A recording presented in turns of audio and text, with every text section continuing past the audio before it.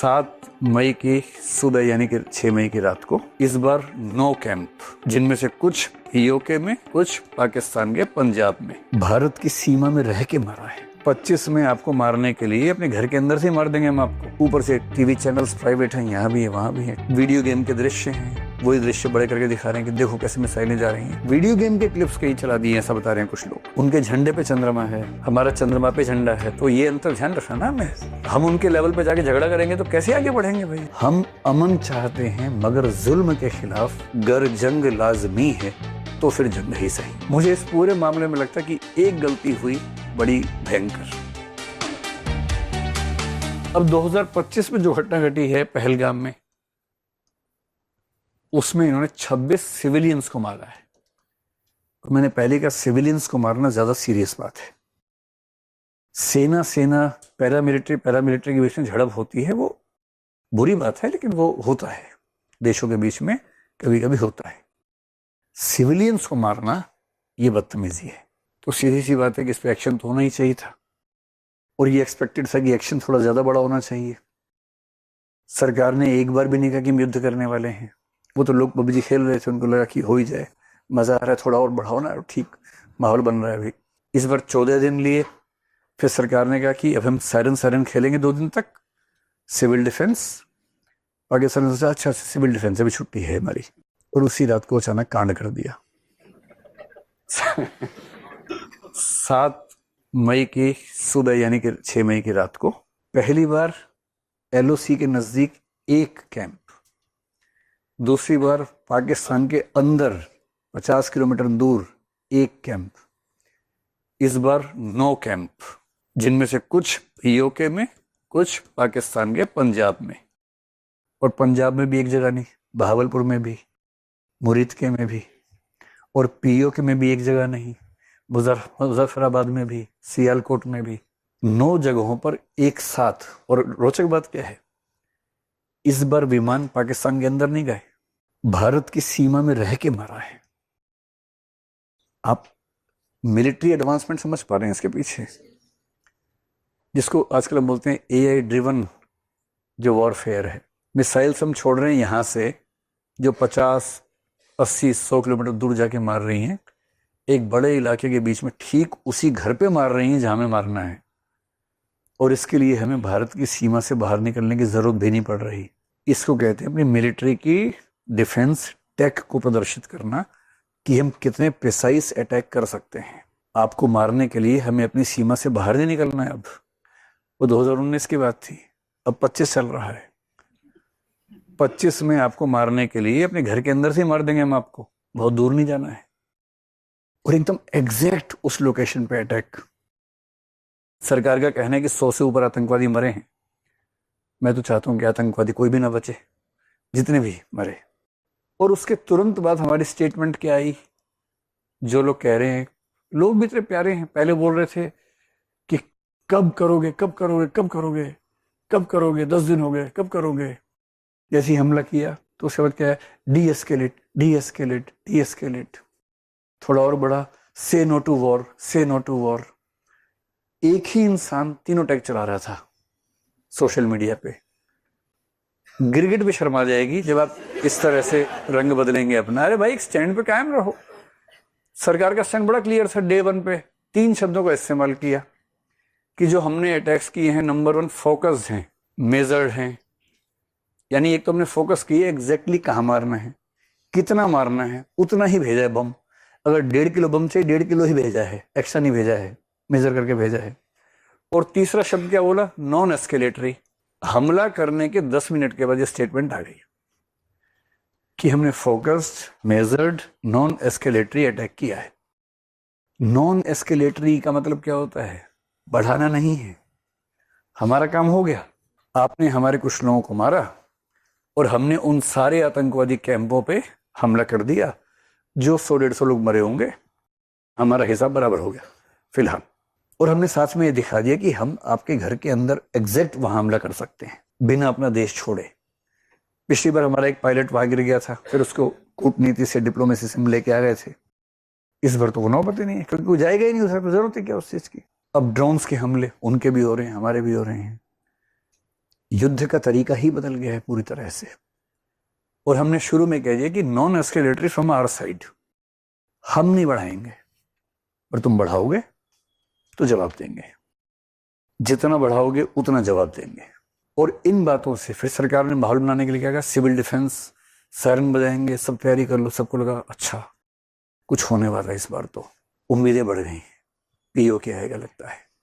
सरकार नहीं कह रही है, सरकार केवल कह रही है कि उस मूर्ख का भरोसा नहीं है, हमने तो केवल इतना किया, क्या पता क्या फेंक दे, किसको लग जाए, तैयार रहो सब लोग।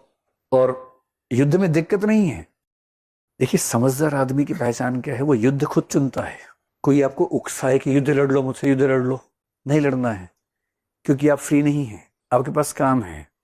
आपको अपना रॉकेट भेजना है चंद्रमा पे, मंगल पे भेजना है। वो जो एक स्टेटमेंट बहुत प्रसिद्ध है, उनके झंडे पे चंद्रमा है, हमारा चंद्रमा पे झंडा है। तो ये अंतर ध्यान रखना ना हमें।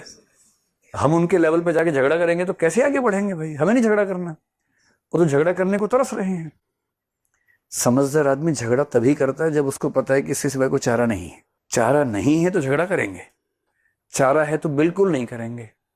तुम मजाक बना लो, हमारा बना लो, हाँ अरे डर गए, हाँ डर गए, हम बहुत डरपोक है, थैंक यू। आप ऐसा करो, उस तरफ चले जाओ, बलूचिस्तान की तरफ चले जाओ, वहां झगड़ा कर लो, हमसे मत करो। तो झगड़ा कोई उकसाए और आप झगड़ा करने लग जाए, आपसे बड़ा मूर्ख कौन है उसके बाद। तो ये भी चिंता है कहीं युद्ध हो जाए शुरू, और युद्ध में इतने रिसोर्सेस खर्च होंगे, इतने लोग मरेंगे। एक ठीक ठाक सा युद्ध जो 3-4 साल चलता है, मोटा मोटा अनुमान अगर मैं आपको बताऊं तो रूस यूक्रेन के युद्ध में कम से कम 1 से 2 लाख लोग यूक्रेन के और 4 से 8 लाख लोग रशिया के मर चुके हैं अब तक। ये मोटा मोटा अनुमान है, सच तो नहीं पता लगता इस मामले में। और भारत पाकिस्तान की आबादी उनसे बहुत ज्यादा है। तो अगर 3 से 4 साल युद्ध चल गया तो मोटा मोटा मान के चलिए 5 लाख तो स्कोर आएगा। और इस 10 लाख में कुछ हमारे घर के भी लोग होंगे ही। तो युद्ध केवल पबजी वाले मूड से करना है या बहुत सीरियस बात होगी तो ही करना है। एकदम सूत्र साहिब लुधियानवी बता गए हैं, हम अमन चाहते हैं मगर जुल्म के खिलाफ गर जंग लाजमी है तो फिर जंग ही सही। जंग केवल तब करनी है जब कोई चारा ना बचे, वरना युद्ध में आमतौर पे दोनों पक्ष हारते हैं, कोई नहीं जीतता है। युद्ध कौन जीता, कोई नहीं जीता, ये भी हारे वो भी हारे। ये 5 लाख लोग हारे, ये 4 लाख लोग हारे, और कह रहे कि जीत गए। हमारा कम नुकसान हुआ तो हम जीत गए। अरे इसे युद्ध केवल तब करना है जब कोई चारा ना बचे, और करना है तो फिर टूट के करना है। फिर ये नहीं कि फुलझड़ी चढ़ा के आ गए, फिर निपटा के आना है। और जब तक निपटाने का मूड ना बने युद्ध नहीं करना है। मीडिया की बातें सुन के लोगों ने एज्यूम कर लिया कि इस बार तो पीओके आके रहेगा, और सब इस मूड में है कि बस मोदी जी इस बार रुकना नहीं है। पर मोदी जी मन में सोच रहे हैं, भाई तुम 1971 से तुलना कर रहे हो जब 7 से 8 महीने की तैयारी थी, और हमें कह रहे हो कि 14 दिनों में काम निपटा दें। वाह, युद्ध ऐसे होते हैं।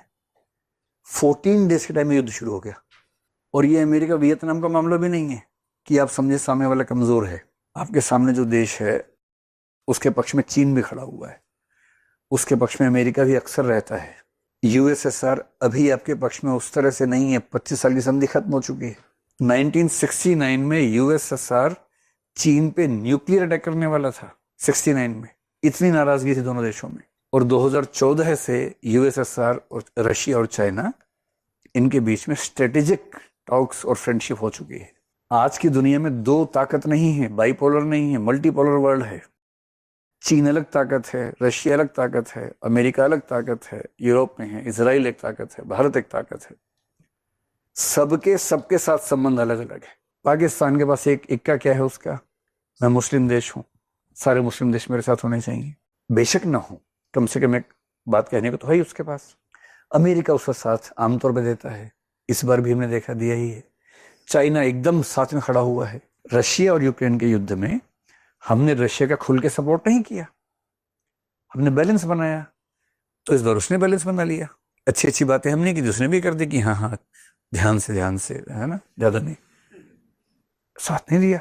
इजराइल ठीक ठाक साथ दे रहा है, पर उसकी उतनी जरूरत नहीं है, कितना वहां से क्या होगा। और यदि आप सोचते हैं कि पाकिस्तान छोटा सा देश है, हम मार देंगे, खाली कर देंगे, बर्बाद करके आ जाएंगे, दरअसल आप ये कह रहे हैं कि हम पाकिस्तान के साथ साथ चीन को भी और जरूरत पड़ी अमेरिका को मार देंगे। इतनी मासूमियत अच्छी नहीं है अंतर्राष्ट्रीय संबंधों में। इंटरनेशनल रिलेशंस में आपको 1000 तथ्य देखने पड़ते हैं, अपनी ताकत, सामने वाले की ताकत, और फिर अगर हम लड़ने लग गए, रूस यूक्रेन 3.5 साल से युद्ध खत्म नहीं कर पा रहे, अमेरिका वियतनाम 20 साल युद्ध चला था, और अगर भारत पाकिस्तान का युद्ध चलता रहे 5 साल 10 साल, इससे दुनिया में किसको क्या होगा पता नहीं, और सबसे भारी नुकसान हमारा ही होगा। क्यों? क्योंकि हमें वो पैसा खर्च करना था तकनीक में, शिक्षा में, स्वास्थ्य में, हर तरह के डेवलपमेंट में, और यदि वो सारा पैसा और बहुत सारे ह्यूमन रिसोर्सेज युद्ध में ही खत्म हो गए तो ये समझदारी वाली बात थोड़ा है। और युद्ध जब भी होता है एक लंबी तैयारी के बाद होता है, 6 महीने, 8 महीने, 9 महीने की प्लानिंग होती है। इसलिए जो मैं आपको समझाना चाह रहा हूं, अगर आपके मन में भी ऐसा भाव है कि पता नहीं क्या हुआ, तो सीधी सी बात समझ लीजिए कि हमने इस ऑपरेशन में जो पर्पस रखा था हमने उसको हासिल कर लिया। हमारा क्या पर्पस था कि जहां से इनकी ट्रेनिंग हुई थी उस पर हमला करने, हमने कर दिया हमला, उसके अंदर जाके हमला किया, 9 स्थानों पे हमला किया, बहुत प्रिसाइज किया, हमारी मिलिट्री टेक्नोलॉजी कितनी बेहतर, सब कुछ दिख गया। हमने अपना एयर डिफेंस सिस्टम टेस्ट किया, जितने हमले हुए हमारे पास ड्रोन वगैरह के, उनके ड्रोन थोड़े सस्ते वाले हैं, जो एक आजकल टैक्टिक्स है युद्धों में कि शुरू में आप मिसाइल नहीं फेंकेंगे, सस्ते ड्रोन फेंकेंगे ताकि दुश्मन की एयर डिफेंस की जो लेवल है टेक्नोलॉजी का समझ में आ जाए आपको। उन्होंने वो फेंके, हमने सारे मार दिए। कुछ ड्रोन हमने फेंके होंगे, उन्होंने मार दिए होंगे। हमने उनके नूर खान एयरबेस को चोट पहुंचा दी, जो इंटरनेशनल आजकल दुनिया में बात मानी जा रही है, जो कि बड़ी बात है अगर हमने ऐसा कर दिया है तो। हम किसी भी रूप में उनसे पीछे नहीं है, हम ज्यादा हावी हैं। उन्होंने हमारे सिविलियंस पे, पुंछ पे हमला किया, जो नीचता का लक्षण है। हमने टारगेटेड अटैक्स किए आतंकवादी ठिकानों पे। हमारे पास वैसा ठिकाना शायद है नहीं, तो उनको लगा अब हम कहाँ मारे भाई, इनके पास आतंकवादी है ही नहीं, तो उन्होंने पुंछ पे, घरों पे, गुरुद्वारे पे लोगों को मारना शुरू कर दिया, 15 लोग वहां मार दिए। ये दुष्टता वाली बात है। जब आप सिविलियंस पे हमला करते हैं युद्ध के अंदर तो बुरी बात है। पर इसके बाद भी कुल मिला के इस वॉर की टेक्नोलॉजी में हम उनसे 21 ही हैं, इसमें मुझे कोई शंका नहीं है। जो मैं भारत और पाकिस्तान की सरकारें क्या बोल रही हैं उसकी बजाय जो इंटरनेशनल जर्नल्स में लोग बात कर रहे हैं उसकी बात कर रहा हूँ। ऊपर से टीवी चैनल्स प्राइवेट हैं, यहाँ भी है वहां भी है। टीवी चैनल्स में आपस में कंपटीशन है कि इस्लामाबाद जल्दी कौन लेके आएगा। वीडियो गेम के दृश्य हैं, वही दृश्य बड़े करके दिखा रहे हैं कि देखो कैसे मिसाइलें जा रही हैं। वीडियो गेम के क्लिप्स कहीं चला दिए, ऐसा बता रहे हैं कुछ लोग। तो पत्रकारों की पत्रकारिता के धर्म पे इस बार एक गंभीर चिंता करने की बात थी कि कुछ तो लिमिट होनी चाहिए ना। एक कवि ने लिखा था कि जोड़ तोड़ करने से पहले तथ्य समझ लो, पत्रकार क्या इतना भी तुम नहीं करोगे। तो ये देख के मेरे मन में आ रहा था कि मतलब कुछ भी कहने से पहले तथ्य पर रख लो, पत्रकार क्या इतना भी तुम नहीं करोगे। और नेगोशिएशन की दुनिया का पहला उसूल क्या है कि पहला फोन किसने किया। जब आप दो लोगों में नाराजगी हो जाती है, बॉयफ्रेंड गर्लफ्रेंड में लंबी खींचती है, सारा मसला इसका कि पहला मैसेज कौन करेगा। जिसने पहला मैसेज या पहला फोन किया है इसका मतलब वो दब के रहेगा। नेगोशिएशन की दुनिया चाहे घर में हो, दोस्तों में हो, दुनिया में कहीं भी हो, किसने पहला मैसेज किया, जिसने लिखा चलो बात कर लेते हैं, इसका मतलब है उसने अपनी हार थोड़ी सी मान। ये पहला उसूल है नेगोशिएशन का। और हमें ये एकदम क्लैरिटी है कि पहला फोन वहां से यहां आया था, इस पर कोई दुविधा नहीं है। 3:30 पे फोन आया, नहीं उठा, फिर दूसरा फोन आया, फिर उठा। उन्होंने कहा कि सीज फायर कर लेते हैं। भारत सरकार तैयार बैठी थी, उसे कौन सा युद्ध करना था, कर लेते हैं, 5 बजे से कर लें, 5 बजे से कर लो, बढ़िया बात है। गलती ये की हो गई कि चाचा चौधरी बीच में आ गए, डोनाल्ड डक, सॉरी ट्रम्प, वो बीच में आ गए, जिनका उपराष्ट्रपति कल कह रहा था this is fundamentally none of our business. Bharat Pakistan झगड़ा कर रहे हैं, हमारा काम थोड़ा है, हम थोड़ा इसमें पड़ेंगे, जो करने करते रहो। एक दिन पहले भाई साहब ये कह रहे थे उनके उपराष्ट्रपति जेडी वांस, फिर अचानक ट्रम्प ट्वीट कर रहे हैं कि 48 घंटे से मैं कोशिश कर रहा हूं। और फाइनली इन लोगों ने कॉमन सेंस का परिचय दिया। भाषा देखिए, कॉमन सेंस का परिचय दिया, ग्रेट इंटेलिजेंस का परिचय दिया। फिर उत्साह और बढ़ गया। उनके साथ जो रहते हो ना सोशल मीडिया टीम उनकी, कि सर आप कर दो ना, सर आप कर दो। नोबेल प्राइज रह गया अभी शांति वाला। रूस यूक्रेन तो आप रुकवा नहीं पा रहे, इसराइल रुकवा नहीं पा रहे, ये अपने आप रुक रहा था, अपना नाम तो लगा लो कम से कम। फिर भाई साहब ने एक ट्वीट और मार दिया। और तीसरे में तो हद कर दी, कश्मीर प्रॉब्लम जो कि हजारों साल पुरानी है, मैं उसे ठीक करना चाहता हूं। इनको हिस्ट्री की क्लास करवानी चाहिए कभी, वर्ल्ड हिस्ट्री की। कश्मीर समस्या भारत पाकिस्तान के बीच हजारों साल पुरानी बता रहे भाई साहब। ये बहुत, ऐसा नेता मैंने आज तक नहीं देखा दुनिया में। और उनका विदेश मंत्री क्या करे, न्यूट्रल प्लेस पर बैठेंगे। अरे पूछ तो लो जिसको बैठाने वाले हो, न्यूट्रल प्लेस पर बैठेंगे। मुझे इस पूरे मामले में लगता है कि एक गलती हुई बड़ी भयंकर।